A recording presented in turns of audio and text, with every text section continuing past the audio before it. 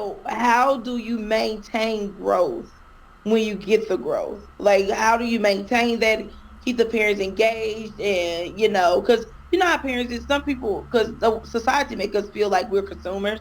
So we are consumers, and so when we consume, you can get tired of something. So what is the way as directors or providers to keep that excitement that they had from the beginning? Toolbox, I be using it. It's like Okay. really good. Expertise in childcare should be used more broadly. You should do something like a conference or something every year because you are Uh, amazing. I don't even have the words to explain it. It's amazing. if we're looking at a pie, we've got different consumers, but the percentages are going to change based on Right. demographics and, Mm-hmm. and all of those things, right? A portion of our pie, if you will, of our wheel, are those that they have to have their kids in childcare, and Mm-hmm. because mom and dad, they both work 9 to 5, they both have two jobs, Right. right? Would you agree that the attrition there is pretty high if you have a good program? Maybe the smallest piece of that pie of families that want to have their kids in your program because they want their child to get ready for kindergarten. They want Yeah. those social skills and those emotional skills and all those things that are not going to come by a single child at home or just with Right. siblings. Okay, the attrition is maybe higher on that group of kids. The thing that I always go back to is classroom quality of the classroom, and I don't mean whatever rating system you have or Right. licensing things or Right. programs, state programs that you You subscribe talk about the to. quality of the curriculum and the quality of the teachers and Yes, like what your yes, staff give out. and what your staff give out. You said yes, Mm-hmm. and it's about those relationships, isn't it? Right. It's about creating that balance of staff reaching out and connecting with families. If you have a phenomenal classroom and phenomenal and good communication, I don't know that I want phenomenal communication in my program, because phenomenal means that Me. my staff are focused on the parents and Right. communicating, and I don't And want not the that. I want children. them Right. focused on the children and that relationship and that experience. But taking a snapshot, just a piece of the fantastic stuff that's going on in the classroom and sending that out to the parents. I mean, keeping those Okay. parents engaged, but I really think that attrition is found through by building those relationships with our families. And I think I heard you say that sometimes families lose the excitement and so they kind of move on. Is that what you're Yeah. feeling a little bit?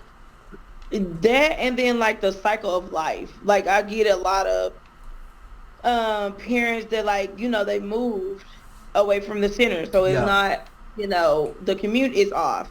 Or, mom hurt herself at work and so she's at home, and Yep. I mean just life things. A parent go through divorce, or Yeah. you got I got you. parental I got issues you. between the parents. I mean, just like different things. And so how do you keep that enrollment up with all Yep. of that going on? Yep. Yep. I hear you more clearly now. I think that then it comes back to where we started this conversation. You have a nice, very easy website to navigate. I'm just looking at it on the computer, and yeah, schedule a tour, sign up today. I love it. You've got more access and information there. I think that's great. So I think that building your reviews, building your social media content, talking to your parents. So I literally have on my calendar, and I had it weekly, and then I got better, and so I scheduled it every other Tuesday now. I've Okay. got a note on my calendar. It says, ask for a Google review. And so I'm Okay. literally trying to find one family per week to ask that I'm talking to, and I'm like, hey, thank you for that compliment. Would you mind going home and just giving us a Google review and maybe a Facebook also? Yeah. They're like, oh yeah, I got you for sure, right? Yes. Because otherwise, careful what you ask for. If you broadcast that out to all your families, and one of your families whose toddler just got bit today, You right. they're That ain't like, gonna be I'll good. give you a review. Right. Yes. So I like handpicking those reviews, and to a family that just had because also it feels more genuine. It's like, thank Yes. you, like, thank you Absolutely. for loving on my staff. Would you mind loving on Yes. us so that other people know? Because we Yes. have a couple of openings. They're like, oh heck yeah, I'm all about that. So I think you solve maybe an attrition issue with continuing to build those relationships and ask for that marketing. So the social meeting part, I mean, huge testament to you for boots on the ground and what that looks like. And I think that we don't lose track of that. Like, remember that. Like, note that. Like, don't stop that. Right? If you Okay. literally spend an hour, go get another hour. Like Right. get all these kiddos dialed in, and then go do it Yes. again. And then build that waiting Okay. list. Build that waiting list up. And don't be afraid of putting people on a waiting list. When you have something that people want, or but you don't have enough of it, that's a good thing. I always think Yeah. of a waiting list as a positive thing, and sometimes it's overwhelming or it gets high, but that's a good problem to have. Check in with your staff. Make sure your staff are doing all right. If you're supporting your staff enough, Yes. Absolutely. and they're feeling like their tank is full, that's another Mm-hmm. great way to ensure that the parents are receiving that, right? And the Right. parents are like, all right, you know, Jerica, she's just something else. She is something else. I got to talk to her about this when I pick up Johnny tonight, because Mm-hmm. she's just full of joy. So when you do get the kids on the wait list, do you have like a messaging, like texting that goes out to keep them like updated, or like how do you do that to keep them kind of like you Yeah. kind of on their minds? No, I don't. So I have two thoughts. I've spent money on a CRM, customer retention management program. I think it's called a CRM. You would put their information in and then put them on a drip system. So it's like, hey, we're still thinking about you. Here's what's going on. And you could put messages in there and manage all that. And I think if you had an enrollment specialist for your program, and Mm-hmm. whether you had one center, like 99's probably big enough to make sure that stays, that your classroom stays full. You could have someone half time or 3/4 time focused on that for a drip system. I think you could subscribe to something like that. I'm a little bit more roll up my sleeves and get it done.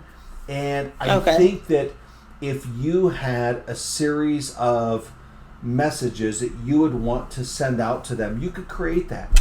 Hey, Okay. this is Angelica from Kingdom Academy, and I just want to let you know we haven't forgot about you.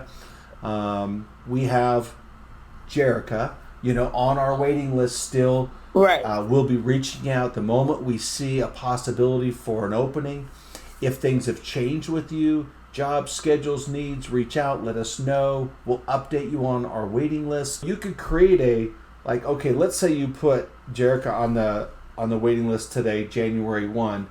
What do I want to reach Mm-hmm. out to them in a month, and then maybe 2 months, and then maybe 3 months? I mean, you can kind of space it out. I don't think they need a message from you all the time, but create Right. like 5, 6 emails. Say, hey, still thinking about you. I know you're there. Haven't forgot about you. Let me know if your needs Yeah. update. And then if you're using my waiting list, I mean, just copy the emails and then blind carbon copy everybody and send out Right. one email to them, so they all get Yeah. that. They all know, hey, okay, cool. We're still on Kingdom Academy's waiting list. Great. Okay. I would just assume do that, like take 10 minutes once every 2 months and send everybody an Okay. email, or organize your wait list so you're kind of keeping track. Um, Right. yeah, that's what I would do. Because the question was, do you have some kind of a drip system, right? Mm-hmm. Mm-hmm. And I think an email is fine because they can see it, acknowledge it, delete it, move on. But you've reached out. I think that's great. I appreciate you. We'll talk to you again soon. Absolutely. Talk And to you soon. wonderful catching up with you today. Yes, absolutely. All All right. right. Take care. Thanks, Bye bye. Kurt. You betcha.